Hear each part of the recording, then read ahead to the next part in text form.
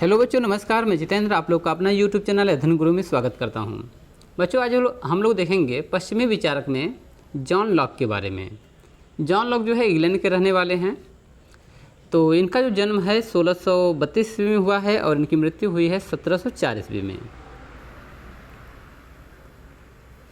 तो John Locke का कथन है, समाज को सदैव एक ऐसी शक्ति प्राप्त रहती है कि वह अपने को किसी के भी ऐसे कुप्रयत्नों और कुचेष्टाओं से बचा सके जो प्रजा की स्वतंत्रता तथा संपत्ति के विरुद्ध चेष्टा करने की मूर्खता व निष्ठा करे। तो जॉन लॉक ने इस अपने वक्तव्य में ये बताया है कि समाज के पास ऐसी शक्ति है कि यदि समाज के प्रति कोई भी समाज के लिए स्वतंत्रता या संपत्ति के विरुद्ध कार्य करता है तो समाज जो है उसको कुचल डालता है, यानी कि उसको मूर्खता और निष्ठा करने से बचा लेता है। चलिए आप देखते हैं कि जॉन लॉक उदारवाद की आत्मा क्यों कहे जाते हैं। यद्यपि प्रयत्न प्राचीन काल से स्वतंत्रता को मानवीय जीवन का एक महानतम लक्ष्य समझा जाता रहा है।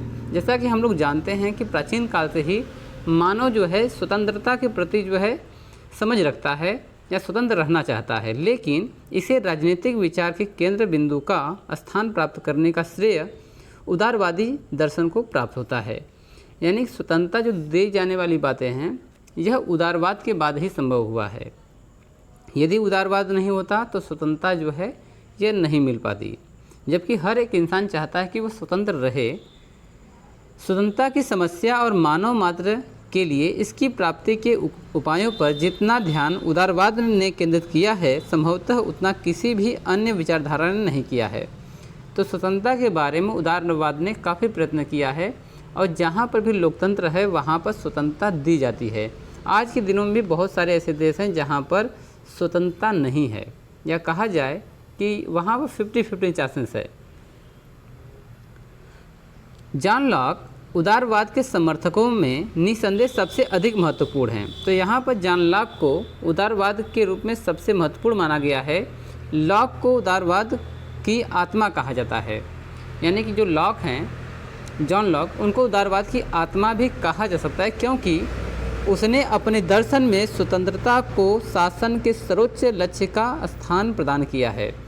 तो यदि शासन का सर्वोच्च स्थान यदि है कुछ भी, यानी कि जो शासन कर रहा है उसका जो मुख्य कर्म है वह लोगों को स्वतंत्रता प्रदान करना है। तो आत्मा कहने का जो रीज़न है जॉन लॉक का, क्योंकि उसने अपने दर्शन में स्वतंत्रता को शासन का सर्वोच्च लक्ष्य स्थान प्राप्त किया है, न्याय प्रदान किया है।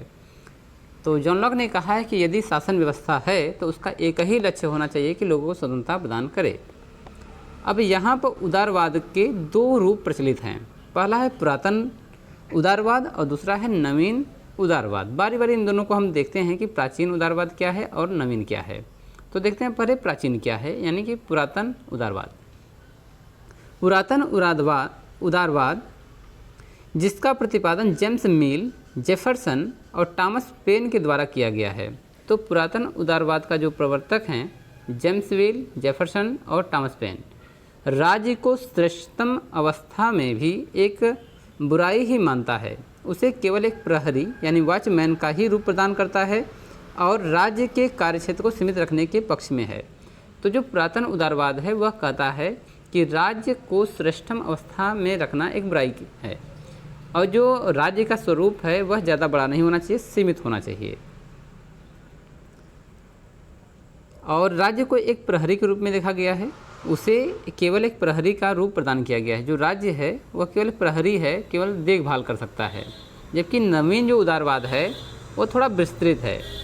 जॉन लॉक उदारवाद की नवीन धारा का प्रतिनिधित्व करता है।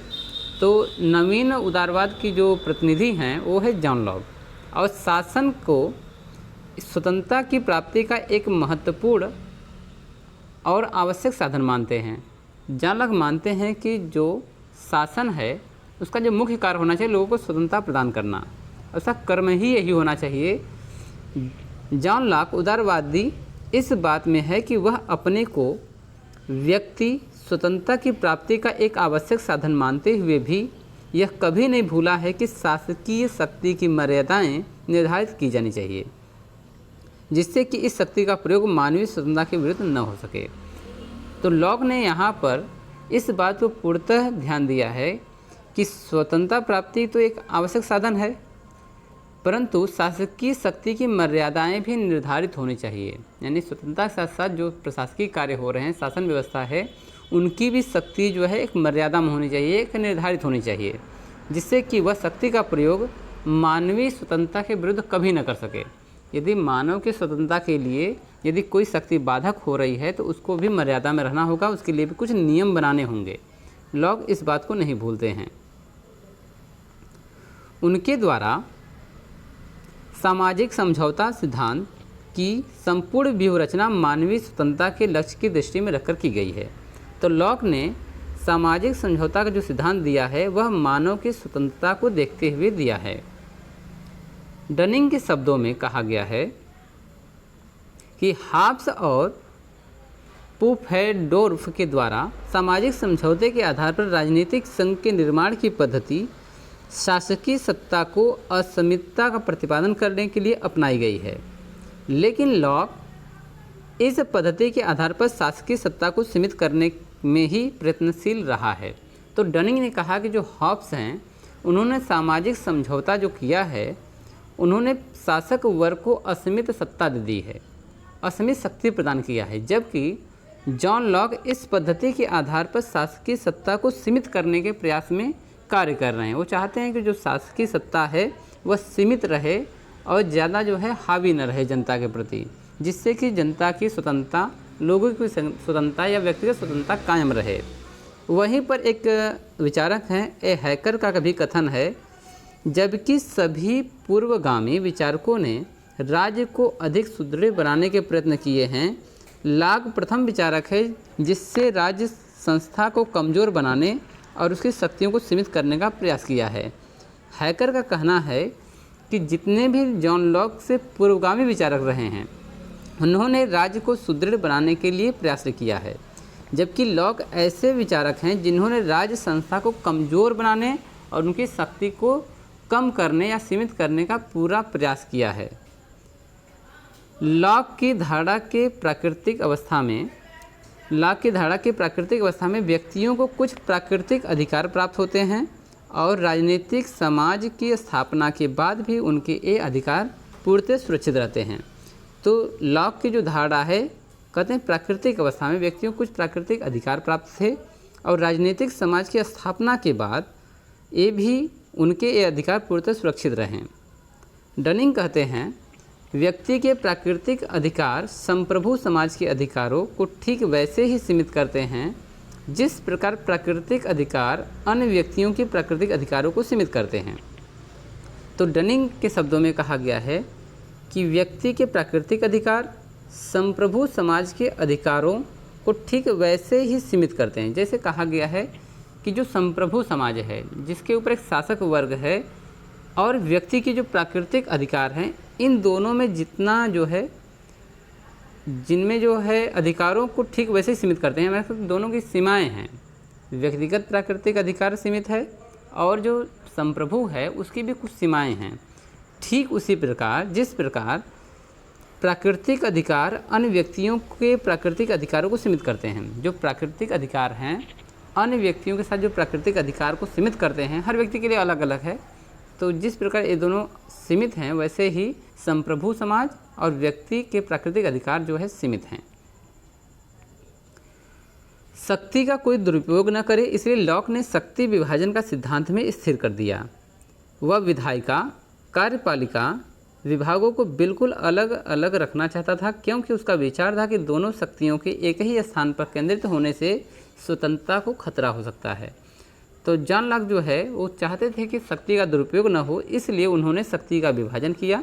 खासतौर पर विधायिका को अलग कर दिया और कार्यपालिका को अलग कर दिया, जिससे कि दोनों शक्तियाँ एक साथ नहीं होंगी तो स्वतंत्रता को खतरा नहीं हो सकता है। चलिए आगे है, राजनीतिक उदारवाद को एक बहुत बड़ी देन धार्मिक सहिष्णुता का सिद्धांत है। उसका विचार है कि व्यक्ति को अपनी आत्मा के अनुसार कार्य करने की पूरी स्वतंत्रता दी जानी चाहिए। उसका कहना है कि एक ही राज्य में सबको इस बात की छूट होनी चाहिए कि जो व्यक्ति जो धर्म चाहे माने और चाहे जिस संप्रदाय का सदस्य रहे। तो जिस समय जॉन लॉक जो है इंग्लैंड में थे, उस समय वहाँ पे दो धर्म जो है काफ़ी प्रचलित थे, एक कैथोलिक धर्म और दूसरा प्रोटेस्ट। तो इन दोनों में हमेशा दंगे, लड़ाई झगड़े या फिर गृह युद्ध जैसी संभावनाएं बनी रहती थी।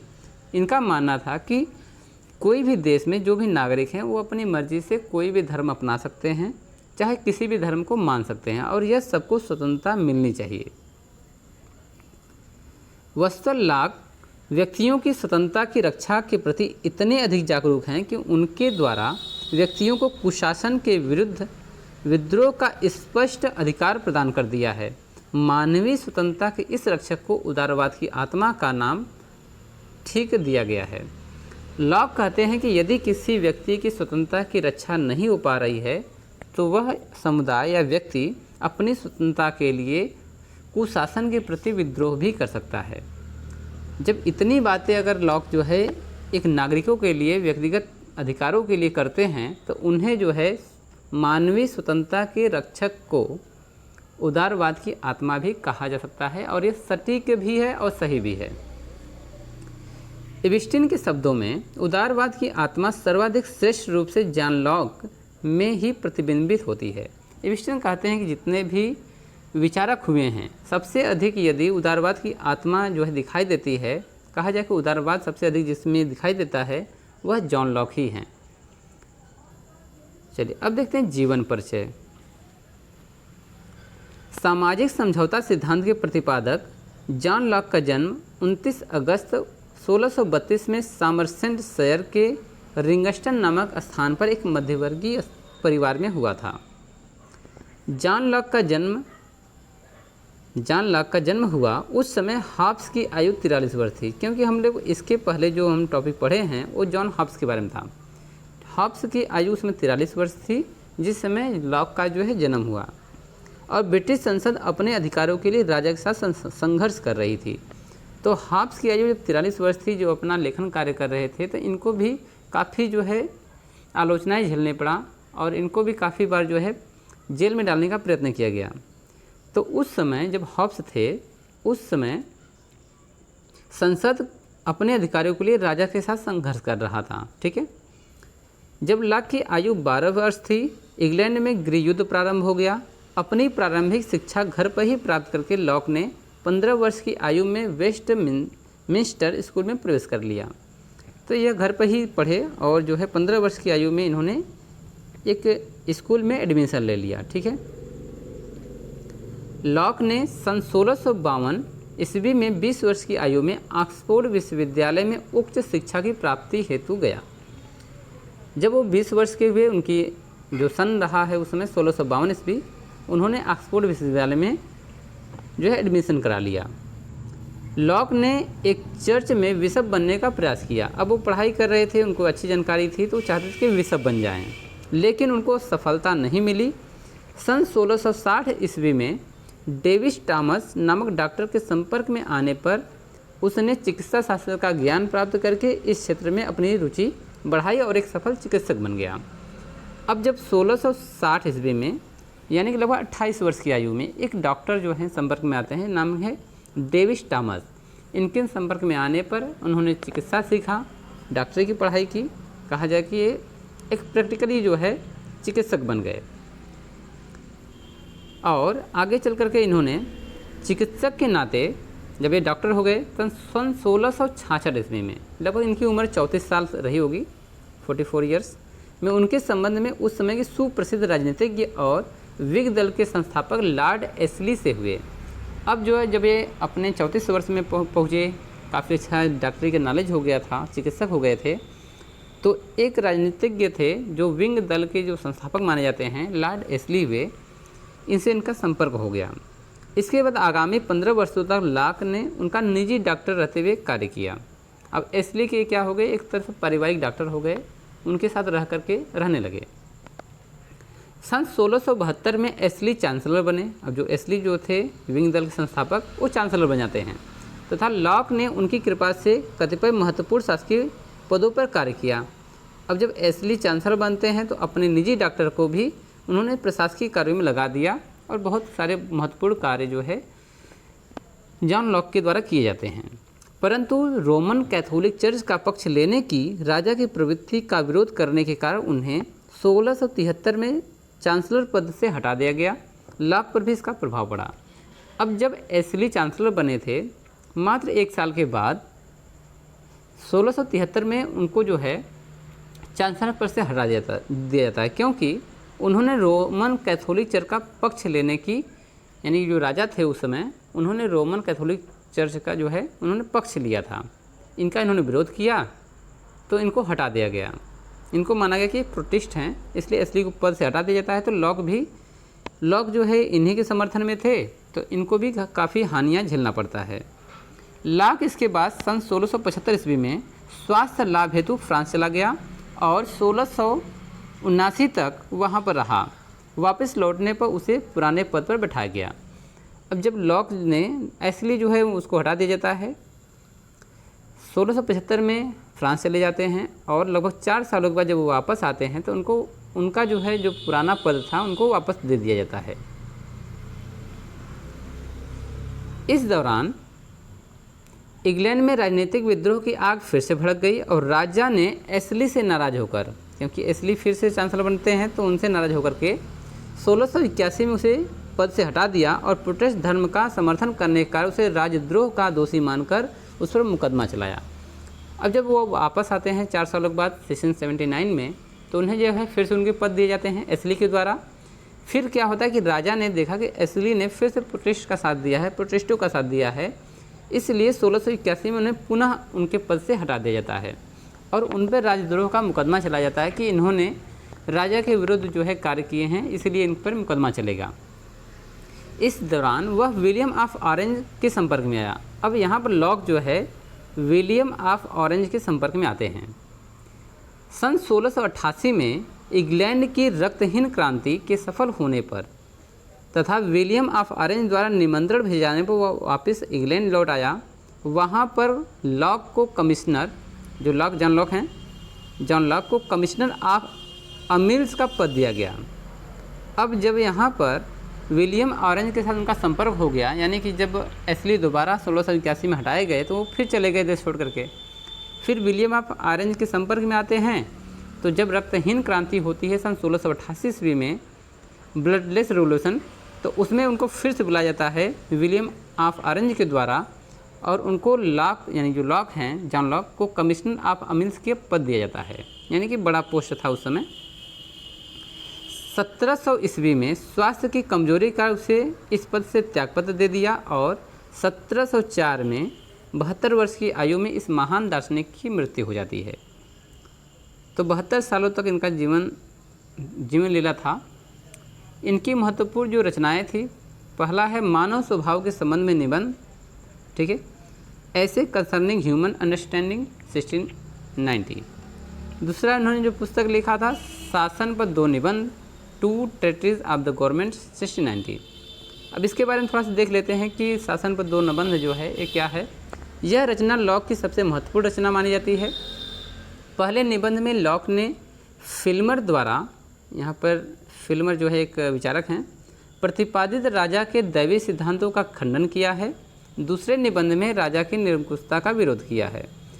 तो इनके 2 निबंध लिखे जाते हैं। एक तो फिल्मर जो है इनके पूर्ववर्ती जो है विचारक रहे हैं, उनके राजा के दैवी अधिकारों का खंडन करते हैं और दूसरे निबंध में राजा की निरंकुशता का विरोध करते हैं। माना जाता है कि लॉक जो है प्रोटेस्ट थे या प्रोटेस्टवादी थे। इस ग्रंथ में लॉक ने हॉब्स के निरंकुशतावाद का विरोध करते हैं तथा सन 1688 की रक्तहीन क्रांति के बाद इंग्लैंड के सिंहासन पर राजा विलियम के सत्तारूढ़ होने के औचित्य को सिद्ध करने का प्रयास किया है। तो इसी ग्रंथ में उन्होंने दिखाया है कि हॉब्स का जो निरंकुशतावादी जो सिद्धांत है उसका विरोध उन्होंने किया और जब उन्होंने देखा कि रक्तहीन क्रांति हो गई है तो जो विलियम ऑफ ऑरेंज जो है सत्ता में आते हैं तो उनको जो है इस औचित्य के लिए सिद्ध करने का प्रयास किया है। वाहन ने लॉक की इस रचना को 2 नाली बंदूक भी कहा है। तो वाहन जो है विचारक हैं, इन्होंने कहा कि इन्होंने 2 नाली बंदूक, यानी कि एक ही बंदूक में 2 नलियाँ होना, जिसकी एक नली फिल्मर द्वारा लिखित पुस्तक पेट्रो आर्का में प्रतिपादित राजा के दैवी सिद्धांत का खंडन करने के लिए तथा दूसरी नाली से हॉब्स द्वारा लिखित लेविथियन में प्रतिपादक निरंकुशतावाद का विरोध करने के लिए किया है। तो लॉक ने जो है एक ही बंदूक से दो निशाने साधे। एक तो फिल्मर की जो पुस्तक रही है पेट्रो आर्का, उसका विरोध कर लिया, क्योंकि उसमें जो है राजा के दैवीय अधिकारों का जो है उन्होंने बातें कही हैं, तो इन्होंने खंडन किया इसका। दूसरी बात जो है हॉब्स द्वारा जो लेविथियन जो है उनकी प्रमुख रचना है, जिसमें निरंकुशतावाद का जो है काफ़ी उन्होंने बढ़ा चढ़ाकर बातें की है, इनका इन्होंने विरोध किया है। इन दोनों बातों को जो है वह वाहन ने इस बातों को कहा है। लॉक का दूसरा निबंध राजनीतिक चिंतन की दृष्टि से काफ़ी महत्वपूर्ण है, क्योंकि इसमें सरकार के मूल प्रश्नों को उठाया गया है तथा राजसत्ता व कानून के औचित्य को सिद्ध करके बताया गया है कि राज्य की आज्ञा का पालन क्यों अनिवार्य है। तो दूसरी जो पुस्तक इनका निबंध है, उन्होंने राज्य के बारे में काफ़ी बातें लिखी हैं। चलिए, तीसरी जो पुस्तक रही है सहिष्णुता पर पहला पत्र, first later on the toleration 1689। इसमें क्या है कि लॉक ने हॉलैंड में ही लैटिन भाषा में यह पुस्तक प्रकाशित करवाई थी। चौथी पुस्तक का नाम है सहिष्णुता पर दूसरा पत्र, second letter of the toleration 1690। Next पुस्तक का नाम है सहिष्णुता पर तीसरा पत्र, third letter of the toleration 1692। Next है सहिष्णुता का चौथा पत्र, फोर्थ लेटर ऑन टॉलरेशन 1692। और आखिरी पुस्तक जो है इनकी महत्वपूर्ण रही है कोरोलिना का मौलिक संविधान, the fundamental of the constitution of the Carolina 1692। तो कुल मिलाकर इन्होंने काफ़ी पुस्तकें लिखी हैं, काफ़ी निबंध लिखे हैं। चलिए अब देखते हैं कि लॉक का सामाजिक समझौता सिद्धांत क्या रहा है। लॉक की राजनीतिक विचारधारा में सर्वप्रथम स्थान उनके सामाजिक समझौता सिद्धांत का है, जिसका वर्णन उन्होंने विभिन्न चरणों में किया है। तो लॉक का जो समझौता सिद्धांत है वो कई चरणों में है। फर्स्ट है मानव स्वभाव की व्याख्या। यद्यपि लॉक ने भी सेफ्ट्सबरी के पतन और उसके बाद के दुखपूर्ण दिनों में एवं अपने देश के निष्कासन का यत्नामय जीवन बताते हुए मानव स्वभाव के दुष्टतापूर्ण पक्ष का साक्षात्कार किया है, फिर भी उनका हृदय मनुष्यों की स्वाभाविक अच्छाई और दया आदि गुणों से अधिक प्रभावित रहा है। तो यहाँ बताया गया है कि जैसे एशली को वहाँ से प्रोटेस्टों का समर्थन देने के लिए उनको पद से हटाया गया, इनको देश छोड़कर बाहर जाना पड़ा, फिर भी इनके अंदर जो है मानव के प्रति जो है दया भावना, अच्छाई आदि को जो है इन्होंने देखा है। इनके पिता के स्नेहमय व्यवहार और मित्रों की अच्छाई ने इनके हृदय में मानवीय सद्भावना के प्रति निष्ठा उत्पन्न की। तो इनके पिता भी इनसे काफ़ी प्रेम करने वाले थे। जो मित्र इनको मिले उनके भी अंदर जो है अच्छाई का भाव था। तो इस कारण से उनको अंदर जो है मानव सद्भावना के प्रति निष्ठा उत्पन्न हो गई। उसने स्वयं अपनी आँखों से सन 1688 ईस्वी में इंग्लैंड में शांतिपूर्ण साधनों का बल पर जो महत्वपूर्ण परिवर्तन होते हुए देखा, उसने उस प्रभाव और निष्ठा को पुष्ट करने का प्रयास किया है। तब 1688 ईस्वी में एक गौरवपूर्ण क्रांति होती है। बिना एक रक्त बहाए भी कोई क्रांति हो सकती है, इन्होंने देखा था। इसका उनके जीवन में बड़ा प्रभाव पड़ा। इसी कारण जहाँ हॉब्स ने मनुष्य को स्वार्थी कहा है, पार्श्विक वृत्ति का कहा है, पतित माना है, लॉक ने उसे सहयोगी और सामाजिक माना है। देखिए यहाँ पे दो बातें होती हैं कि हॉब्स ने मनुष्य को स्वार्थी कहा है, पशु वृत्ति का कहा है, पतित माना है, यानी कि दुष्ट टाइप का माना है, जबकि लॉक कहते हैं कि मनुष्य जो है सहयोगी स्वभाव का है और सामाजिक है। उसके अनुसार मनुष्य स्वभाव से ही एक ऐसा सामाजिक प्राणी है जो पारस्परिक सहयोग, प्रेम, दया और सद्भावना के आधार पर दूसरे व्यक्तियों के साथ संबंध रखते हुए अपना जीवन व्यतीत करता है। उनका मानना है कि इंसान ही ऐसा एक प्राणी है जो प्रेम, दया भावना, सद्भावना के साथ एक दूसरे के साथ रहते हुए अपना जीवन बिताता है। चलिए दूसरा है प्राकृतिक अवस्था। हॉब्स की भांति लॉक ने भी प्राकृतिक अवस्था का चित्रण किया है, क्योंकि लॉक का मनुष्य प्रेम, सहानुभूति, सहयोग, दया से पूर्ण प्राणी है। इसके लिए उसकी प्राकृतिक अवस्था प्रत्येक के साथ संघर्ष की अवस्था न होकर शांति, संपन्नता, सहयोग, समानता तथा स्वतंत्रता की अवस्था है। जैसा कि हॉब्स ने कहा है कि जो मानव है वो जो है पशु वृत्ति का है, स्वार्थी है, लड़ाई झगड़े करने वाला है और लालची है। परंतु यहाँ पर जो है जॉन लॉक कहते हैं कि जो मनुष्य है उसके अंदर प्रेम है, सहानुभूति है, दया भावना है। इस आधार पर प्रत्येक व्यक्ति एक दूसरे से संघर्ष न करके शांति, संपन्नता और सहयोग और समानता के आधार पर स्वतंत्रता से अपना जीवन बिताता है। लॉक ने लिखा है कि यद्यपि प्राकृतिक अवस्था स्वतंत्रता की अवस्था है, तथापि वह स्वेच्छाचारिता की अवस्था नहीं है। लॉक ने कहा है कि जो प्राकृतिक अवस्था है वह स्वतंत्रता प्रदान करता है, तथापि स्वेच्छाचारिता की अवस्था नहीं है। यानी कि स्वेच्छाचारिता मतलब कि स्वयं की अवस्था नहीं है, यानी जो हम लोग सोचते हैं उसके हिसाब से नहीं है। यद्यपि इस अवस्था में मनुष्य को अपने व्यक्तित्व या संपत्ति के प्रयोग की अमर्यादित स्वतंत्रता है, पर उसे तब तक अपने को नष्ट करने की स्वतंत्रता नहीं है जब तक कि ऐसा करने की आवश्यकता जीवन बनाए रखने के अतिरिक्त किसी अन्य उद्देश्य न हो। उनका मानना है कि मनुष्य जो है अपने व्यक्तित्व को, अपनी संपत्ति की अमर्यादित स्वतंत्रता है, वह खर्च कर सकता है, अपने हिसाब से रह सकता है, पर उसे तब तक अपने को नष्ट करने की स्वतंत्रता नहीं है। कोई भी इंसान अपने को तब तक नष्ट नहीं कर सकता है जब तक कि ऐसा करने की आवश्यकता जीवन बनाए रखने के अतिरिक्त अन्य उद्देश्य न हो। कहने का मतलब जब जान पे आ पड़ती है तो इंसान जो है अपने जान पर बाजी लगाकर भी अपनी स्वतंत्रता करना चाहता है। लॉक की प्राकृतिक अवस्था की विशेषता यह है कि उसमें व्यक्तियों को अधिकार भी प्राप्त हैं और उसमें व्यवस्था भी है। लॉक के अनुसार प्राकृतिक अवस्था में मनुष्यों को प्राकृतिक अधिकार प्राप्त थे और प्रत्येक व्यक्ति अन्य व्यक्तियों के अधिकारों का ध्यान और आदर करता था।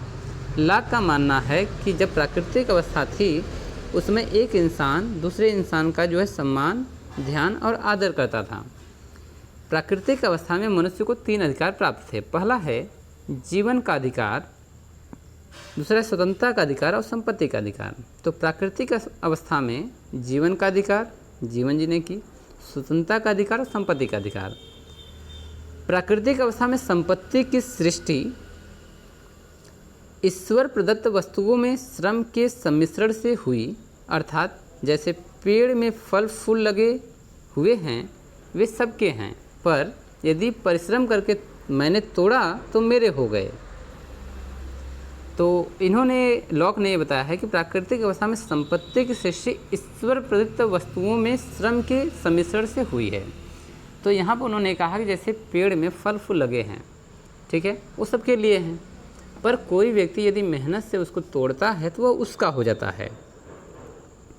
लॉक प्राकृतिक अवस्था में व्यक्तियों को समान मानता है, पर उसका विचार है कि यह समानता अधिकारों की समानता थी, शक्ति की नहीं। जैसे कि एक फल तोड़ने वाले का फल हो जाता है, उसी प्रकार वो मानता है कि उसका विचार था कि यह समानता अधिकारों की समानता है, यानी तोड़ा तो उसका अधिकार हो गया।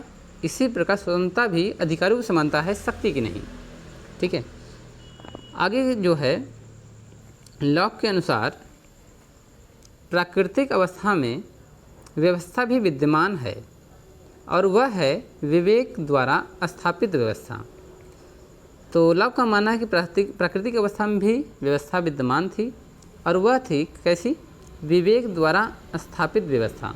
लॉक के अनुसार विवेक को काम में लाने वाली संपूर्ण मानवता यह सिखाता है कि क्योंकि सब मनुष्य समान तथा स्वाधीन हैं, अतः किसी को भी दूसरे के जीवन, स्वास्थ्य, स्वतंत्रता एवं संपत्ति को हानि नहीं पहुंचानी चाहिए। यदि मनुष्य जो है विवेकतापूर्वक रहे, विवेक के साथ रहे, तो उसको जो है एक दूसरे से सहयोग करना चाहिए और किसी के स्वास्थ्य, स्वतंत्रता और संपत्ति की हानि नहीं पहुंचानी चाहिए।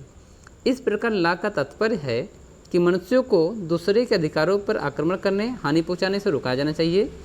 सबको उस प्राकृतिक अवस्था को मानना चाहिए जो शांति और संपूर्ण मानवता की सुरक्षा चाहती है। लॉक का तात्पर्य है कि हर एक इंसान को, हर एक मनुष्य को किसी के ऊपर आक्रमण नहीं करना चाहिए, दूसरों का सहयोग करना चाहिए और जितनी भी प्राकृतिक अवस्थाएं मानी गई हैं उसके हिसाब से शांतिपूर्ण और मानवतापूर्वक रहना चाहिए और सभी मानव मात्र की सुरक्षा होनी चाहिए। इस प्रकार की लॉक की प्राकृतिक अवस्था इस विवेक जनित प्राकृतिक नियम पर आधारित है कि तुम दूसरों के प्रति वही व्यवहार करो जिसकी तुम स्वयं दूसरों से अपने प्रति आशा करते हो। तो लॉक की यहाँ पर एक उक्ति है कि तुम जैसा व्यवहार अपने साथ करना चाहते हो वैसा ही तुम दूसरों के साथ करो। लॉक के व्यक्ति इस प्राकृतिक अवस्था के अनुसार चलते हैं कि उचित अनुचित, पाप पुण्य, धर्म अधर्म की स्वाभाविक भावना के अनुसार परस्पर व्यवहार करते हैं। उनका मानना है कि व्यक्ति को जैसा मिलता है वैसा वो करता है। कोई किसी के साथ पाप करता है तो वह दूसरे के साथ पुण्य थोड़ी ना करेगा। तो उनका मानना है कि पाप पुण्य, धर्म अधर्म, उचित अनुचित को देखते हुए व्यवहार करना चाहिए। यह प्राकृतिक अवस्था स्वर्ण युग की अवस्था है। यह अवस्था पारस्परिक संघर्ष की अवस्था नहीं थी। इसमें शांति और विवेक का आधिक्य था। चलिए नंबर 3 पे आते हैं, सामाजिक समझौता। प्राकृतिक अवस्था आदर्श अवश्य है।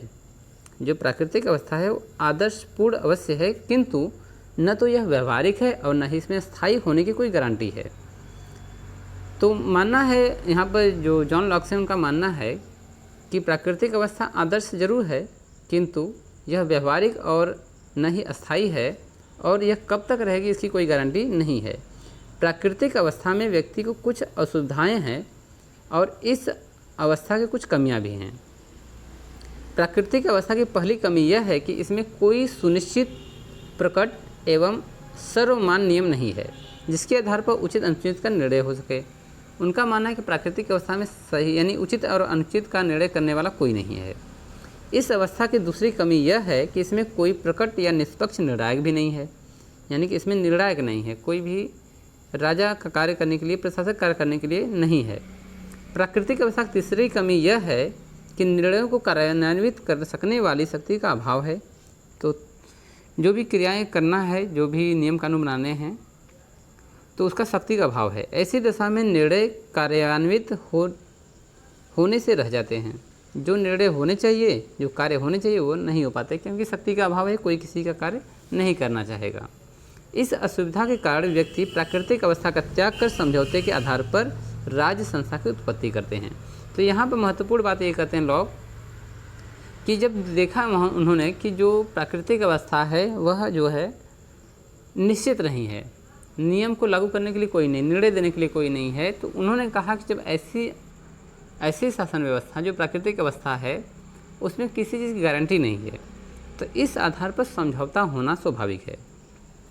इसके लिए मनुष्य 2 प्रकार के समझौते करते हैं। फर्स्ट, यद्यपि लॉक ने स्पष्टतः ऐसे 2 समझौते का उल्लेख नहीं किया है, किंतु इनके वर्णन से यही प्रतीत होता है कि 2 समझौते किए गए थे। और लॉक ने जो है 2 समझौते किए, इन्होंने नहीं कहा, परंतु इनके वक्तव्य जो है, इनके वर्णन जब हम करते हैं, इनका पढ़ते हैं, तो पता चलता है कि 2 समझौते के बारे में बात कर रहे हैं। पहला समझौता ये कहता है प्राकृतिक अवस्था का अंत कर समाज की स्थापना की गई। तो उन्होंने कहा कि जो प्राकृतिक अवस्था है उसको ख़त्म कर दिया गया और समाज की स्थापना की गई। पहले समझौते द्वारा मनुष्य यह निश्चित करते हैं कि वे अपने संबंध में व्यवस्था करने का अधिकार समाज को देंगे। तो अपने लिए जो कुछ भी व्यवस्था करना है वो समाज करेगा। परिणाम स्वरूप अब उस कानून के निर्माण का अधिकार समाज को होगा जिन्हें वह मनुष्य के व्यक्तिगत और सामाजिक हित के लिए उपयोगी समझेगा। तो समाज में सभी लोग हैं, सभी के अधिकार में जो भी नियम बनेंगे वह समाज ही इसका उचित निर्णय करेगा। दूसरा समझौता ये कहता है, दूसरे प्रकार का समझौता वह है जो समाज के मनुष्य मिलकर शासक व्यक्ति समूह से करते हैं तथा जिसके द्वारा राज्य संस्था की उत्पत्ति होती है। तो दूसरे वाले में उन्होंने कहा कि दूसरा समझौता यह है कि कुछ मनुष्य मिल लें, ठीक है, कुछ मनुष्य यानी मनुष्य मिल करके शासक के रूप में, चाहे व्यक्ति हो चाहे व्यक्ति का समूह है, एक राज्य की तरह काम करें और एक समूह के रूप में इकट्ठे होकर के अपना जो है नियम कानून बनाएं। यह समझौता एक प्रकार से शासक और शासितों के मध्य होना चाहिए। तो उन्होंने कहा कि जब ऐसी व्यवस्था होगी तो एक शासक बनेगा और जो है जनता शासित बनेगी, जिसके समाज के द्वारा शासक को कानून बनाने, उसकी व्याख्या करने और उन्हें मनवाने का अधिकार होगा। जो भी शासक होगा कानून बनाएगा, उसकी व्याख्या करेगा और उसको मानने के लिए जनता को बाध्य करेगा। परंतु लॉक के सामाजिक समझौते में शासक को अमर्यादित शक्ति प्राप्त नहीं है। अब यहाँ पर हॉब्स से तुलना करके ये कहा गया है कि जो शासक वर्ग होगा उसको भी एक मर्यादा में रहना पड़ेगा, उसको असीमित सत्ता नहीं दी जाएगी।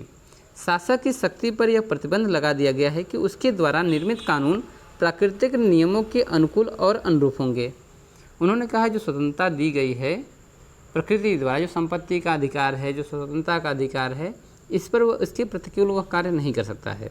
लॉ का कथन है कि व्यक्ति संपत्ति की रक्षा के लिए राजनीतिक समाज में प्रवेश करते हैं। अब लॉक कहता है कि राजनीतिक समाज में इंसान तभी आता है जब उसकी संपत्ति की रक्षा हो सके। संपत्ति के अंतर्गत जीवन, अब संपत्ति में क्या क्या बताते हैं, उन्होंने कहा जीवन, स्वास्थ्य, स्वतंत्रता भी सम्मिलित है। और लॉक की धारणा है कि प्राकृतिक अवस्था में व्यक्तियों को जो अधिकार प्राप्त थे, समाज उसकी सुरक्षा सामूहिक रूप से और सामूहिक हितों को ध्यान में रखते हुए करेगा। इस प्रकार सरकार के जीवन, स्वतंत्रता और संपत्ति की रक्षा की गारंटी लेती है। तो यहाँ पर जॉन लॉक कहते हैं कि सरकार व्यक्तियों के जीवन, स्वतंत्रता, संपत्ति की रक्षा की गारंटी लेती है। इस समझौते में यह भी निश्चित किया जाता है कि यदि प्रभु सत्ताधारी समझौते की शर्तों का उल्लंघन करता है या सार्वजनिक हितों के विरुद्ध शासन करता है तो मनुष्य को अधिकार होगा कि उसके अथवा उस व्यक्ति समूह से राज्य शक्ति छीन ले और दूसरे ऐसे व्यक्ति अथवा व्यक्ति समूह को दे जो समझौते की शर्तों को अनुकूल सार्वजनिक हित में शासन करे।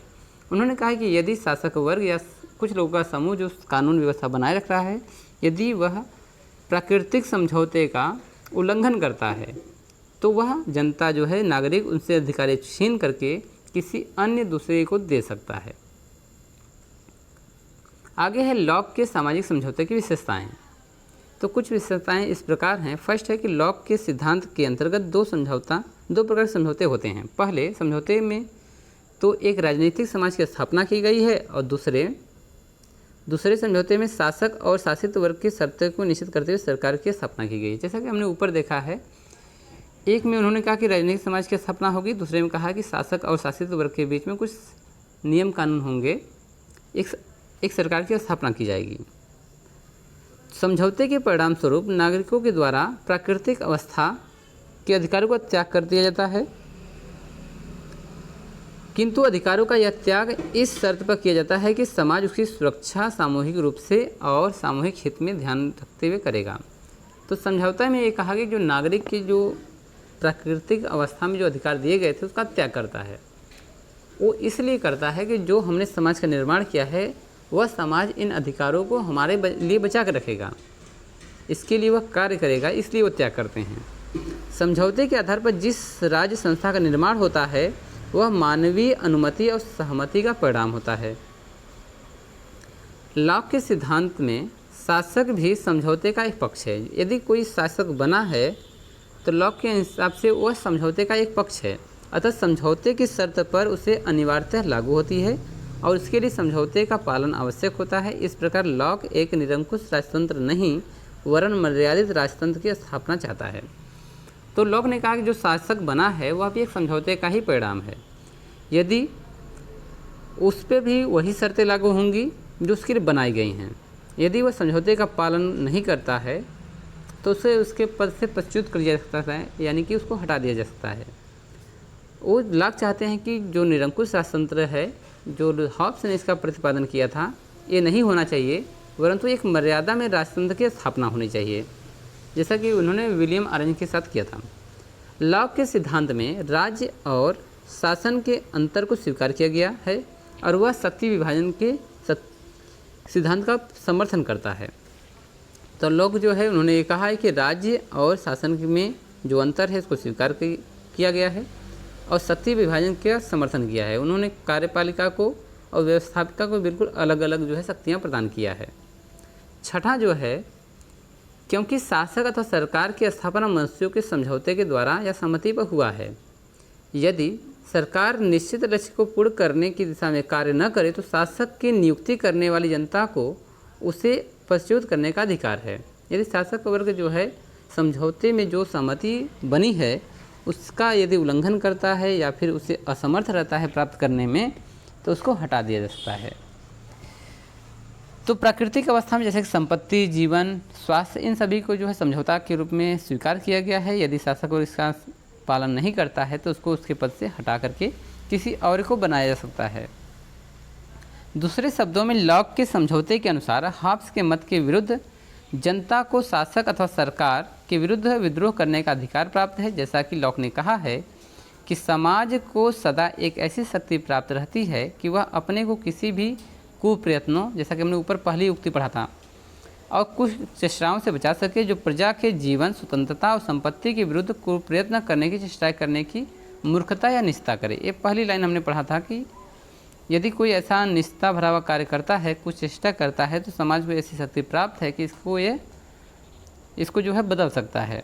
जब कभी भी कोई उसे दासता की दिशा में ले जाए, दास बनाने का प्रयास करे, तो उसे सदा यह अधिकार हुआ कि वह अपने को उससे मुक्त कर सके और आत्मरक्षा के उस मौलिक, पवित्र और अपरिवर्तनीय नियम पर आक्रमण करते हैं जिनके हेतु ये समाज में सम्मिलित हुए हैं।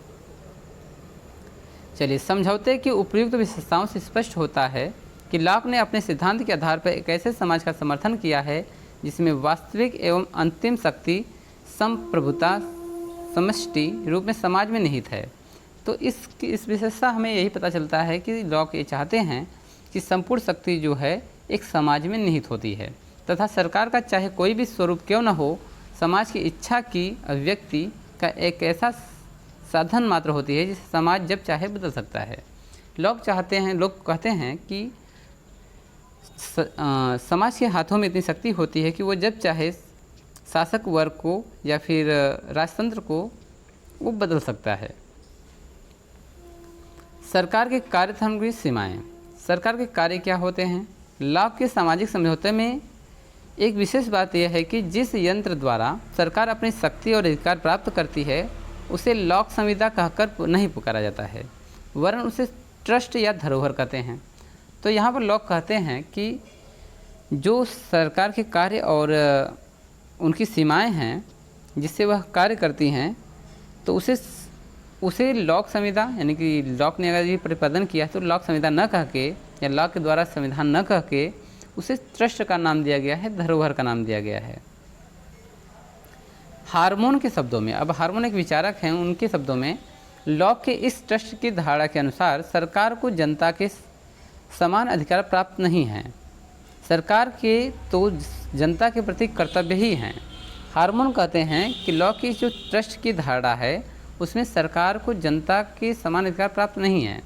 सरकार जो है वो जनता के अधिकार से कमज़ोर है। सरकार के ही जनता के प्रति कर्तव्य ही हैं। सरकार जो है वह जनता के प्रति जो है अपने कर्तव्यों को करता है। इस संबंध में वाहन कहते हैं कि संविदा के स्थान पर ट्रस्ट की धारणा को अपनाकर लॉक ने न केवल सरकार के ऊपर जन नियंत्रण की व्यवस्था करता है, वरन एक उससे भी अधिक महत्वपूर्ण बात का प्रतिपादन करता है। वह है कि अनुभव के आधार पर उस नियंत्रण का दिन प्रतिदिन प्रसारण करना। अब यहाँ पर जो है वाहन ने कहा है कि लॉक ने संविदा के स्थान पर ट्रस्ट की धारणा को बढ़ावा दिया है, इसलिए क्योंकि जो है शक्ति जो है एक समाज के हाथों में है। यदि ट्रस्ट ऐसा कार्य नहीं करता है तो जनता जो है या जो नागरिक हैं उसको बदल सकते हैं, यानी उस ट्रस्ट को, उस विश्वास को, धरोहर को तोड़ सकते हैं। ट्रस्ट की स्थापना समाज के द्वारा अपने हित के लिए किया गया है, अतः सरकार का यह कर्तव्य है कि ट्रस्ट के अनुसार कार्य करे। जो ट्रस्ट में जो बातें हुई हैं, जो समझौता हुआ है, उसके हिसाब से कार्य करे। यदि सरकार ट्रस्ट की मर्यादाओं को उल्लंघन करती है तो समाज को अधिकार है कि वह सरकार को भंग कर दे। प्रत्येक व्यक्ति के जीवन में संपत्ति तथा स्वतंत्रता की रक्षा करने के लिए सरकार को 3 कार्य करने होते हैं। उनका प्रथम कार्य होता है कि मानव जीवन को व्यवस्थित रखने और समस्त विवादों का निर्णय करने के लिए उचित अनुचित न्याय अन्याय का मापदंड निर्धारित करना, और यह कार्य सरकार के व्यवस्थापक का अंग है। तो उन्होंने पहले अंग में ये बताया है, पहला अंग है व्यवस्थापक। उन्होंने कहा कि इसमें जो है उचित अनुचित, न्याय अन्याय आदि मापदंड को निर्धारित किया जाना चाहिए कि क्या उचित है, क्या अनुचित है, क्या न्यायसंगत है, क्या अन्यायपूर्ण है। इसकी व्यवस्था जो है सरकार द्वारा करनी चाहिए। सरकार का दूसरा कार्य क्या है कि ऐसी निष्पक्ष शक्ति की स्थापना करना है जो स्थापित कानूनों के अनुसार व्यक्तियों को पारस्परिक विवादों को निर्णय दे सके, और इसे हम सरकार के न्यायिक कार्य कर सकते हैं।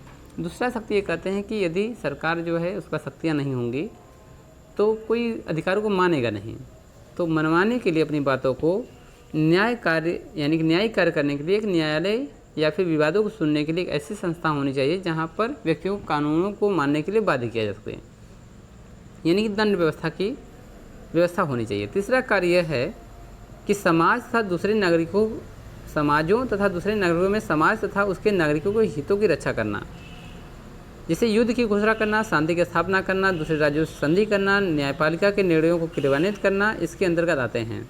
इन्हें सरकार की कार्यपालिका भी कहा जाता है। तीसरा कार्य है कार्यपालिका का, जिसमें जो है युद्ध की घोषणा करना, शांति की स्थापित करना, दूसरे राज्यों से संधि करना, न्यायपालिका के निर्णयों का क्रियान्वयन करना, यानी कि शक्ति की बात कर रही हैं कि न्यायपालिका ने जो कार्य किया है, जो निर्णय दिया है, उसको शक्तिपूर्वक मनवाने के लिए कार्यपालिका का तीसरा जो है कार्य होता है।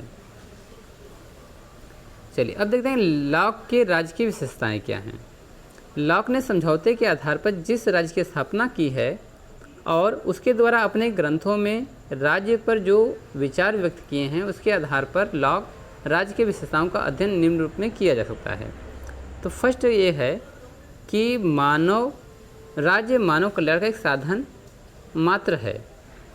तो राज्य जो है मानव कल्याण का एक साधन मात्र है। लॉक की विचारधारा के अंतर्गत व्यक्ति को साध्य और राज्य को एकमात्र साधन की स्थिति प्रदान की है।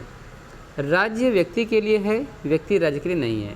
यहाँ पर लॉक का मानना है कि पहले इंसान की प्राथमिकता दी जानी चाहिए, व्यक्ति को प्राथमिकता दी जानी है। राज्य जो है व्यक्तियों द्वारा बनाई गई संस्था है, तो इसलिए उनका कहना है कि राज्य एक साधन है, व्यक्ति एक साध्य है। लॉक के अनुसार शासन का उद्देश्य समुदाय का कल्याण होना चाहिए। यथार्थवादी विचारकों के समान लॉक राज्य को किसी प्रकार के रहस्यात्मक श्रेष्ठता प्रदान नहीं करता है। वह तो व्यक्ति के जीवन, स्वतंत्रता और संपत्ति की रक्षा के लिए एक साधन मात्र है। राज्य का महत्व उसी सीमा तक है जिस सीमा तक वह उस लक्ष्य की प्राप्ति करता है।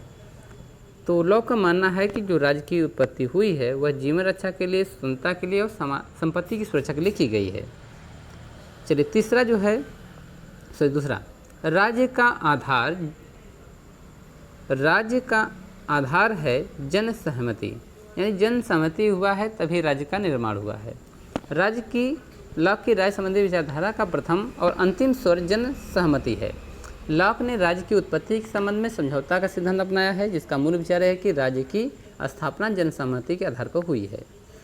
इसके अतिरिक्त लॉक का राज्य वर्तमान परिस्थितियों में जनसहमति पर ही आधारित है। लॉक के अनुसार जनता राज्य की आज्ञाओं का पालन इसलिए करती है कि राज्य सत्ता जनसहमति पर आधारित है और राज्य की आज्ञाओं का पालन करना जनता के हित में है।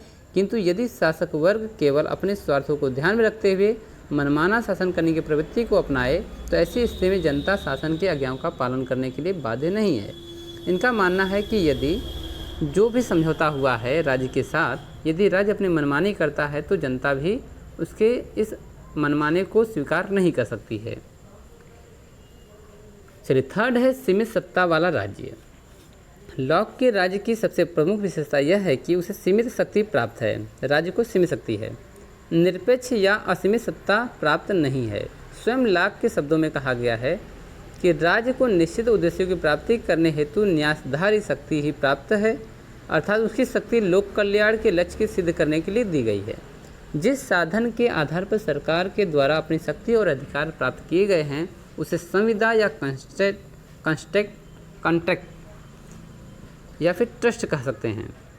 ट्रस्ट में यह भाव निहित है कि सरकार की शक्तियाँ सीमित हैं और यदि सरकार ट्रस्ट की सीमाओं का उल्लंघन करती है तो समाज को उनके अधिकार सीमित हैं। यदि सरकार ट्रस्ट की सीमाओं का उल्लंघन करती है समाज को अधिकार है कि वह सरकार को भंग कर दे। अब इन्होंने यहाँ पर ये बताया है कि जो सरकार के साथ नागरिकों का या फिर व्यक्ति का जो समझौता हुआ है वह उनके लिए सुरक्षा के ध्यान में रखते हुए किया गया है। तो यहाँ पर लॉक ने कहा है कि एक कॉन्ट्रैक्ट साइन किया गया है, एक ट्रस्ट बनाया गया है जिसमें कुछ नियम है। यदि शासक वर्ग या राज्य इन ट्रस्ट का उल्लंघन करता है तो समाज को अधिकार है कि वह इसे भंग कर दे और इसके स्थान पर दूसरे जो है शासक वर्ग से समझौता कर सकता है। चलिए आगे है नंबर 4, संवैधानिक राज्य, यानी संविधान से संबंधित राज्य। लॉक एक संवैधानिक राज्य का प्रतिपादक हैं। लॉक जो हैं कहते हैं कि वह ऐसा राज्य होना चाहिए जहाँ पर संविधान होना चाहिए जिसके अंतर्गत विधि के शासन यानी रूल्स ऑफ लॉ को अपनाया गया है, मनमाने शासन को नहीं। लॉक राज्य में विधि को सर्वाधिक महत्वपूर्ण मानता है और शासक तथा शासित दोनों को समान रूप से उचित विधियों का पालन करने का निर्देश देता है।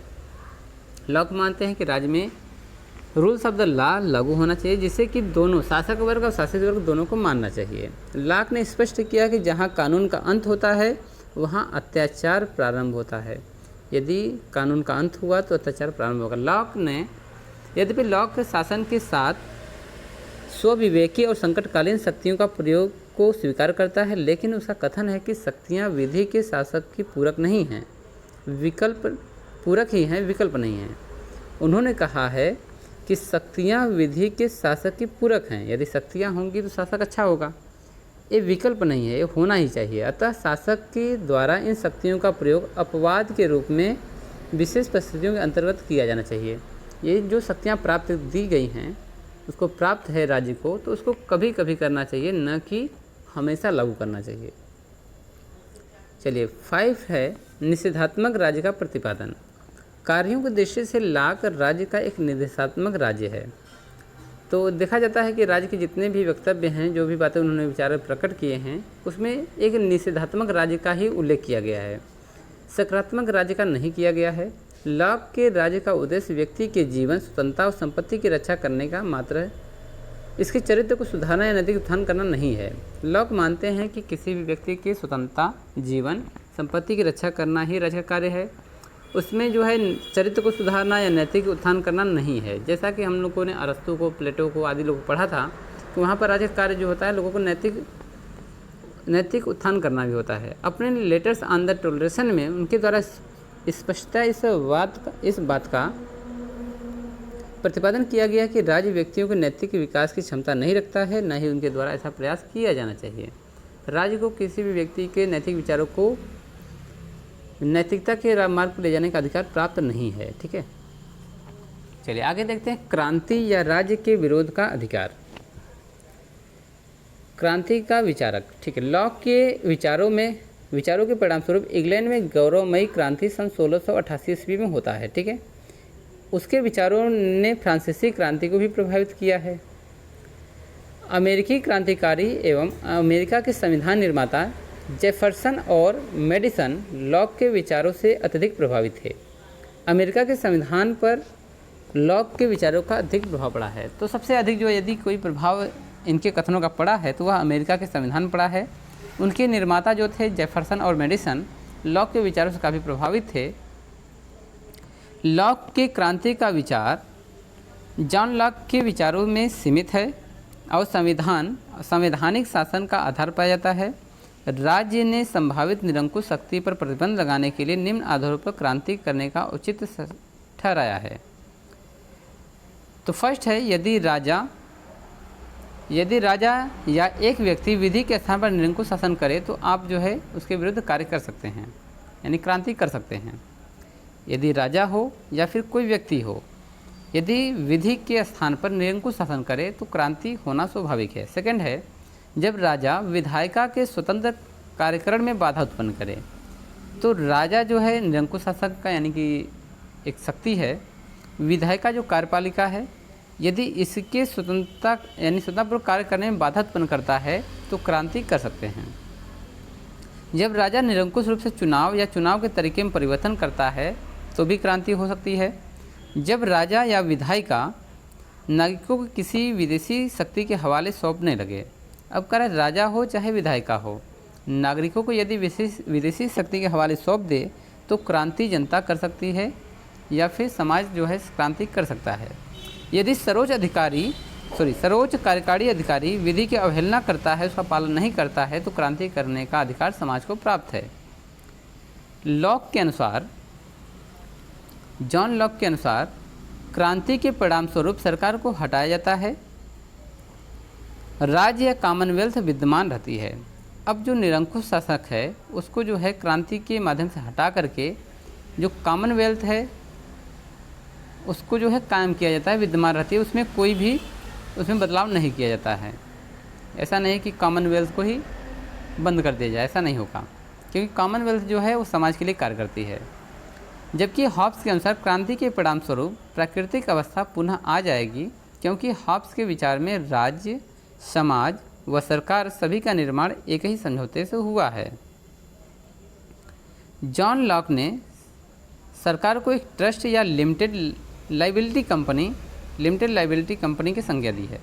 हॉब्स ने कहा है कि प्राकृतिक अवस्था पुनः आ सकती है यदि समझौता टूटेगा, परंतु लॉक ने कहा है कि सरकार एक ट्रस्ट है, एक लिमिटेड है, जो एक कॉन्ट्रैक्ट के रूप में साइन किया गया है, लोगों के बीच समझौता हुआ है।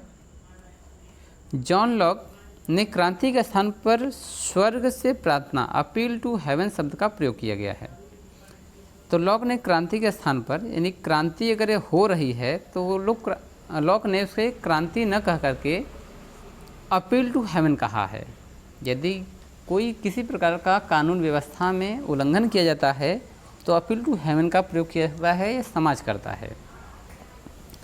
लॉक का विचार है कि समाज का स्थान सरकार से ऊपर होने के कारण सरकार के भंग होने पर समाज ज्यों का त्यों बना रहता है। इस प्रकार सरकार की पदच्युति सामाजिक अव्यवस्था का कारण नहीं बनता है। यदि जो है सरकार को भंग किया जाता है तो इससे किसी प्रकार का अंतर नहीं पड़ेगा, क्योंकि जनता जो है ज्यों का त्यों बनी रहती है। लॉक जनता के क्रांति करने के अधिकार पर दो सीमाएं अवश्य लगाता है। पहला है, क्रांति तभी की जानी चाहिए जब शासक जनता के अधिकारों की रक्षा करने में असक्षम हो और शासक वर्ग के अत्याचार में ऐसी स्थिति में पहुँच जाए कि उसे सहन करना संभव न हो। तो लॉक कहते हैं कि जनता को क्रांति तभी करनी चाहिए जब एक शासक वर्ग उनके अधिकारों की रक्षा करने में असक्षम हो, कमज़ोर हो, और शासक वर्ग अत्याचार इतना करे कि जनता या समाज उसको सहन न कर सके, तब आप क्रांति कर सकते हैं। द्वितीय कहते हैं क्रांति करें क्रांति के अधिकार का प्रयोग समाज के बहुमत द्वारा किया जाना चाहिए, अल्पमत द्वारा नहीं। यदि समाज में सभी लोग तैयार हैं क्रांति करने के लिए तब किया जाना चाहिए। अगर थोड़े मात्रा में तो मत कीजिए, इससे क्रांति जो है ज़्यादा प्रबल नहीं होगी। क्रांति के अधिकार पर लगाई गई सीमाएं निश्चित रूप से महत्वपूर्ण हैं। इन सीमाओं के कारण क्रांति के अधिकार को दुरुपयोग की आकांक्षाएं बहुत कम होती हैं। सरकार के रूप, अब देखते हैं सरकार क्या क्या रूप हैं। लॉक ने सरकार के रूपों का उल्लेख जो है संक्षेप में किया है। वास्तव में वह सरकार के रूपों की अपेक्षा उन सिद्धांतों को अधिक महत्व देता है जिन पर सरकार आधारित होती है। तो जब तक सरकार जनता की सहमति पर आधारित है, तब तक लॉक के अनुसार प्रत्येक प्रकार की सरकार उचित है। जब तक लॉक कहते हैं कि जब तक कोई भी सरकार जनता की सहमति पर आधारित है, तब तक किसी प्रकार की सरकार हो उचित मानी जाएगी। तो भी वह सरकार के 3 विभिन्न रूपों का उल्लेख करते हैं। यदि समाज व्यवस्थापक शक्ति अपने हाथों में रखता है, व्यवस्थापक जो शक्ति है जनता अगर अपने हाथों में रखता है और स्वयं द्वारा निर्मित कानूनों को करने के लिए कुछ अधिकारियों को नियुक्ति करता है, तो वह सरकार जनतंत्रवादी है। यदि वो कहते हैं व्यवस्थापिका का जो कार्य है, यदि जनता अपने हाथों में रखे, समाज अपने हाथ में रखे और कुछ अधिकारियों को नियुक्ति करे कानून का पालन करने के लिए, तो उस प्रकार के सरकार को हम जनतंत्रवादी कहते हैं। यदि समाज व्यवस्थापक शक्ति के समाज के कुछ विशेष व्यक्ति और उसके द्वारा नियुक्त अधिकारी को सौंप दे, तो वह सरकार वर्गतंत्री कहलाती है।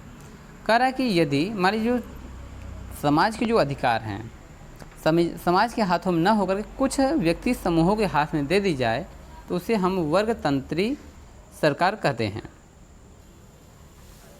और यदि व्यवस्थापक शक्ति एक व्यक्ति को दे दी जाए, जो व्यवस्थापक की शक्ति है केवल एक व्यक्ति को दे दी जाए, तो वह राजतंत्र होता है। लॉक सामान्यतः जनतंत्र का समर्थन करता है, क्योंकि उसका विचार है कि जनता की इच्छा का सर्वाधिक श्रेष्ठ रूप से पालन जनतंत्र में ही संभव है। क्योंकि लॉक चाहते हैं कि लोगों को स्वतंत्रता मिले, तो शक्ति का अधिकार भी जनता के पास होना चाहिए। इसलिए वो जनतंत्र के प्रति जो है ज़्यादा उत्सुक होते हैं। परंतु वह कोई गणतंत्रवादी नहीं था। उसका विश्वास था कि संवैधानिक राजतंत्र सरकार का सर्वोत्तम रूप है। वो मानते हैं कि यदि कोई संविधान का पालन कर सकता है तो वह राजतंत्र के अंतर्गत ही कर सकता है। संवैधानिक राजतंत्र से उनका आशा है कि राज्य के प्रधान के रूप में सीमित शक्तियों वाला राज्य हो। वो चाहते हैं कि जो राज्य का शासक हो उसके पास भी सीमित शक्तियाँ प्राप्त हों, किंतु विधायी और प्रशासनिक विषयों पर अंतिम नियंत्रण की शक्ति जनप्रतिनिधियों को प्राप्त होनी चाहिए। 1688 में गौरवपूर्ण क्रांति द्वारा इंग्लैंड में लगभग ऐसी ही व्यवस्था की गई थी। ठीक है, तो इसे बोलते हैं गौरवपूर्ण क्रांति, क्योंकि इसमें एक रक्त भी नहीं बहा, एक बूंद भी रक्त नहीं बहा और क्रांति हो गई थी। अब देखते हैं प्राकृतिक अधीनता, नेचुरल सब्जेक्शन के सिद्धांत का खंडन। प्राकृतिक अधीनता के सिद्धांत का खंडन रॉबर्ट फिल्मर, जैसे कि उन्होंने अपने पुस्तक में कहा है, रॉबर्ट फिल्मर के द्वारा यह कहा गया कि जिस प्रकार एक बच्चे पर पिता का प्राकृतिक नियंत्रण होता है, ठीक उसी प्रकार राजा का प्रजा पर स्वाभाविक रूप से नियंत्रण होता है। फिल्मर कहते हैं कि जैसे एक बच्चे के ऊपर पिता का नियंत्रण स्वाभाविक है, प्राकृतिक है, उसी प्रकार एक शासक का प्रजा के ऊपर जो है नियंत्रण होता है। अब इस बात पर लॉक कहते हैं, लॉक का इस बात को अस्वीकृत कर देते हैं। इस विचार को लॉक ने अस्वीकृत कर दिया, मना कर दिया। लॉक के अनुसार बच्चा अल्पवयस्क होता है, यानी अल्पवयस्क मतलब उसे कुछ भी पता नहीं है, इसलिए पिता बच्चे को निर्देश दे सकता है। जो पिता होता है वो बच्चे को निर्देश करता है कि यह करना चाहिए या नहीं करना चाहिए, परंतु राजा प्रजा को निर्देश नहीं दे सकता। अब राजा को यह आदेश नहीं कि जनता ये कार्य करो, ठीक है, क्योंकि प्रजा बच्चे नहीं हैं। इसलिए व्यक्ति पर शासन करने का एक ही उपाय है, व्यक्ति से सहमति प्राप्त करना। चलिए इस बात को समझते हैं कि यदि मान लीजिए आप इंडिया में हैं, जैसे कोरोना टाइम में सरकार ने केवल यही कहा था कि आप जो है लॉकडाउन कुछ दिन को लगा लें, तो जनता ने सहमति दिया था, ठीक है लगेगा, तो जनता ने सहमति जताई थी। यदि सरकार निर्देश देती कि नहीं ये करना ही है, तो जनता इनका उल्लंघन कर देती, ठीक है। इसलिए लोग कहते हैं कि जो पिता है वह बच्चे को निर्देश दे सकता है, इसी प्रकार जो सरकार है वह केवल, जो समाज है, समाज को केवल वह निर्देश नहीं दे सकता है, वह सहमति दे सकता है। अगर लोगों का सहमति रहेगा तो सरकार भली भांति चलेगा। जबकि फिल्मर कहते हैं कि जो शासक है वह समाज को निर्देशित कर सकता है। इसी बात को लॉक ने खंडन किया कि नहीं, शासक जो है वो समाज से सहमति के द्वारा कार्य करता है। अब देखते हैं पितृसत्तात्मक राज्य का खंडन।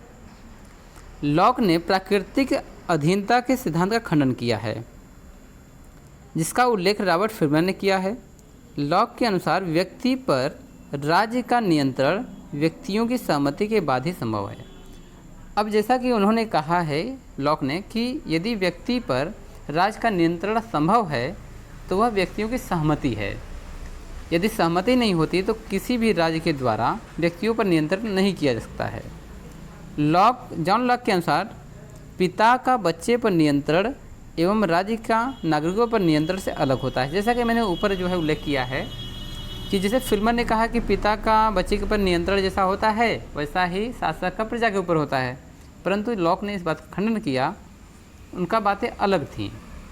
उन्होंने कहा कि जो पिता होता है बच्चे को निर्देश दे सकता है, ठीक है, वह, परंतु जो प्रजा है वह किसी शासक के बच्चे नहीं हैं, ठीक है, तो इसलिए शासक जो है सहमति दे सकता है, सहमति कर सकता है प्रजा के साथ।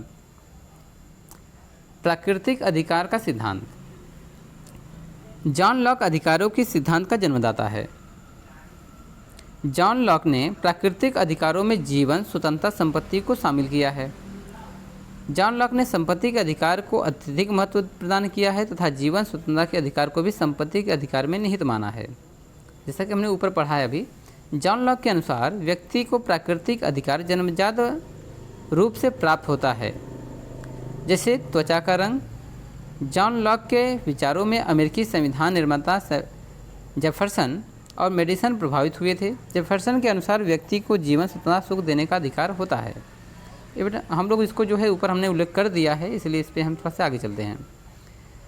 जॉन लॉक के बाद प्राकृतिक अधिकारों का समर्थन थॉमस पेन द्वारा किया गया, जिन्होंने राइट्स ऑफ मैन नामक रचना में किया है। अतः व्यक्ति के प्राकृतिक अधिकारों को कभी नहीं छीना जा सकता है, ये थॉमस पेन का कथन है और यही बात जो है जॉन लॉक भी कहते हैं। बेथम ने लॉक के प्राकृतिक अधिकारों की आलोचना करते हुए कहा है कि प्राकृतिक अधिकार बकवास है, बकवासों से बढ़कर है, बकवास है। बेथम के अनुसार राज्य एवं सरकार से पहले अधिकारों की कल्पना अतार्किक है। तो बेथम कहते हैं कि राज्य एवं सरकार से पहले अधिकारों की कल्पना करना अतार्किक है, यानी पहले राज्य होना चाहिए, सरकार होनी चाहिए, फिर अधिकार होने चाहिए। ठीक है, ये बेथम का कथन है कि जो प्राकृतिक अधिकार है वो बकवास है, बकवास से बढ़कर है और बकवास भी है। जॉन लॉक की प्राकृतिक अधिकार को आलोचना एडमंड बर्क एवं रूसो ने भी किया है। चलिए यहाँ पर जो जॉन लॉक की जो है प्राकृतिक अधिकार की आलोचना एडमंड बर्क और रूसो ने भी किया है, जीन जैक्स रूसो। ठीक है, अब देखते हैं संपत्ति का विचार क्या है।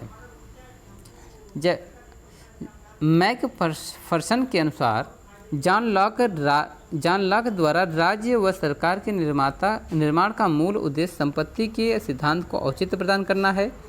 संपत्ति को परिभाषित करते हुए जॉन लॉक ने कहा है कि संपत्ति व्यक्तियों का व्यक्तित्व और उनके स्वामित्व में स्थित वस्तुएं हैं। तो अब संपत्ति के रूप में उन्होंने कहा है जीवन, संपत्ति और उनके अधिकार। ठीक है, संपत्ति का आशय भूमि वस्तुओं से है। जॉन लॉक ने मूल्य के श्रम सिद्धांत का प्रतिपादन का निर्माण किया है कि व्यक्ति प्राकृतिक वस्तुओं से में अपना श्रम मिला करके उसका स्वामी बन जाता है। जैसे कि जो वृक्ष पर फूल लगे हैं, फल लगे हैं, वो सभी के लिए लगे हैं, परंतु कोई व्यक्ति यदि अपना श्रम लगाता है, उस फल को तोड़ लेता है, तो वह उस व्यक्ति का हो जाता है। इसका भी प्रतिपादन जो है जॉन लॉक ने किया है। उनके अनुसार प्रकृति ने पर्याप्त वस्तुएं दी हैं। व्यक्ति का मूल उद्देश्य अपने श्रम द्वारा अर्जित संपत्ति को सुरक्षित करना है। तो प्रकृति ने इंसानों को बहुत कुछ दिया है, संपत्ति दिया है। यदि इंसान उसकी संपत्ति का रक्षा कर सकता है तो वह उसका हो जाता है। जॉन लॉक संपत्ति पर प्रतिबंध भी लगाता है। संपत्ति दूसरों के लिए भी छोड़ना चाहिए, संपत्ति को नष्ट नहीं किया जाना चाहिए। यदि संपत्ति जो है अधिक से ज़्यादा है तो आप दान भी दे सकते हैं। यदि आप सभी संपत्ति को अपने कब्जे में नहीं ले सकते हैं, हर किसी के लिए इस पर अधिकार है। अब देखते हैं व्यक्तिवाद क्या है। जॉन लॉक के अनुसार व्यक्तिवाद विचारक व्यक्तिवादी कहलाते हैं। ठीक है, जो जॉन लॉक है इन्होंने व्यक्तिवादी भी यानी कि व्यक्तिवाद के विषय में जो धारणाएं अपनाई हैं, व्यक्ति को राज्य एवं समुदाय से ज़्यादा महत्व देने वाली व्यक्तिवादी व्यक्ति की स्वतंत्रता एवं सुख बढ़ाने के लिए राज्य को साधन मानते हैं। इसलिए उदारवादी उपयोगितावादी विचारक व्यक्ति को मान्यता में विश्वास रखते हैं। जैसा कि यहाँ पर जॉन लॉक ने कहा है कि कोई भी व्यक्ति साध्य है, जबकि जो राज्य है वो साधन है। तो उदारवाद में ये बताया गया है कि किसी भी इंसान के लिए स्वतंत्रता बहुत ही सुखदायी होती है और हर एक सरकार को इसको कायम रखने की चेष्टा करनी चाहिए। जॉन लॉक के विचार एक ओर अनुभववाद से प्रभावित हैं और दूसरी ओर मध्यकालीन विचारक रिचर्ड हकर का उस पर स्पष्ट प्रभाव है। लॉक के विचारों में हॉब्स की भांति तार्किक संगति विद्यमान नहीं है, क्योंकि उनके 4 स्तंभ सर्वोच्च शक्ति की कल्पना की है। चलिए, इनके अनुसार जो है सरकार में विधायिका सर्वोच्च होगी। ठीक है, सरकार में विधायिका सर्वोच्च होगी, क्योंकि विधायिका की जो शक्ति है वह शासक वर्ग के हाथ में नहीं है, वह कॉमनवेल्थ के पास है, यानी कि समाज के पास है। जबकि सरकार को सर्वोच्च समुदाय होगा, जबकि सरकार से सर्वोच्च समुदाय होगा। तीसरा है, समुदाय का मूल उद्देश्य प्राकृतिक अधिकारों की रक्षा करना है। प्राकृतिक अधिकारों से महत्वपूर्ण प्राकृतिक विधि है, यानी कि जो प्राकृतिक संविधान है वह बहुत ही महत्वपूर्ण है, जिसमें संपत्ति भी आ जाता है, भूमि भी आता है, जीवन भी आता है और स्वास्थ्य भी आता है। इसलिए यह भ्रम उत्पन्न होता है कि व्यक्ति के प्राकृतिक अधिकार ज़्यादा महत्वपूर्ण हैं या समुदाय के दंड का अधिकार ज़्यादा महत्वपूर्ण है। अब यहाँ पर 2 बातें होती हैं कि जो इंसान के अधिकार हैं, प्राकृतिक अधिकार, वह ज़्यादा महत्वपूर्ण है या उसका पालन करने के लिए जो दंड व्यवस्था की गई है वो महत्वपूर्ण है। व्यक्ति ज़्यादा महत्वपूर्ण है या समुदाय ज़्यादा महत्वपूर्ण है? अब व्यक्ति यानी एक व्यक्ति जो निजी है वह महत्वपूर्ण माना जाए या फिर समुदाय महत्वपूर्ण माना जाए? समझौता 1 हो या 2 स्पष्ट नहीं है। कितने समझौते किए जाएं यह स्पष्ट नहीं होता है। आगे है आखिरी, उदारवादी होते हुए मध्यकालीन विचारों से प्रभावित हैं। तो यहाँ पर जॉन लॉक जो है उदारवादी होते हुए भी जो मध्यकालीन विचारक हुए हैं उनसे प्रभावित होते हैं। चलिए तो बच्चों, ये टॉपिक यही समाप्त होता है। मैं आशा करता हूँ कि आपको ये वीडियो पसंद आया होगा। धन्यवाद बच्चों।